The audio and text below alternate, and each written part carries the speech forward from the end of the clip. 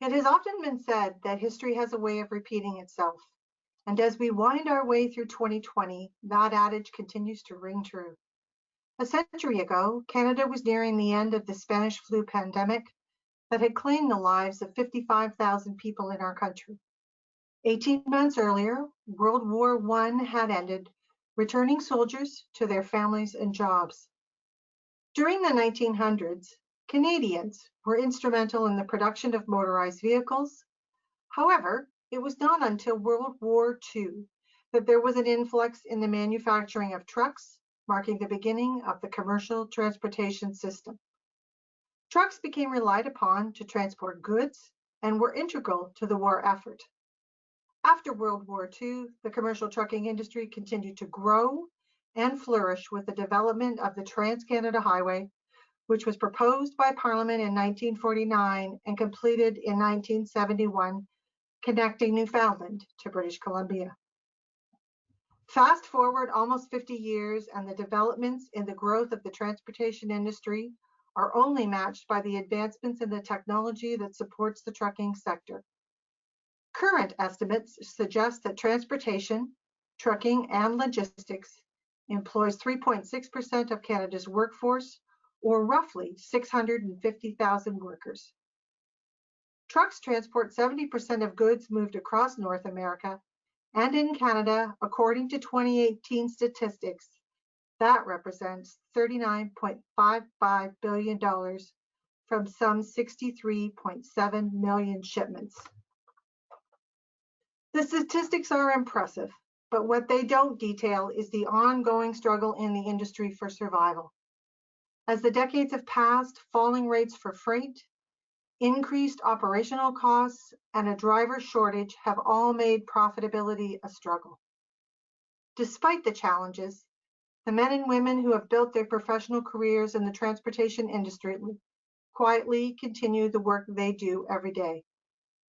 During the current COVID-19 global pandemic, the trucking industry has been identified as essential for our country's economy and business continuity.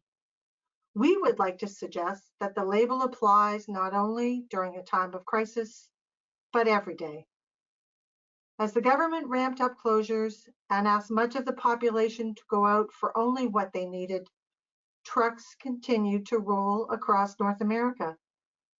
The delivery of goods ensured that grocery store shelves did not empty, pharmacies could continue to provide critical medications, and those businesses still in operation could obtain what they needed to support a rapidly dwindling economy.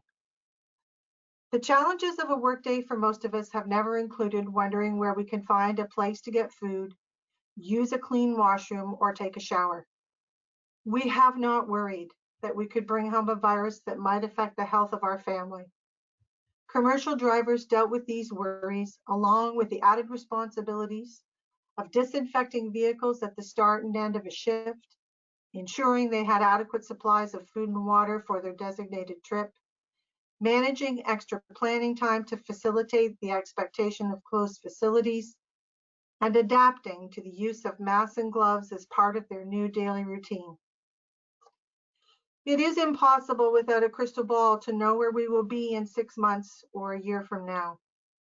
While we all hope for better days, the trucking industry will continue to adapt to the obstacles presented and move goods across North America. The men and women that are the backbone of transportation will go to work and play their role in our economic recovery.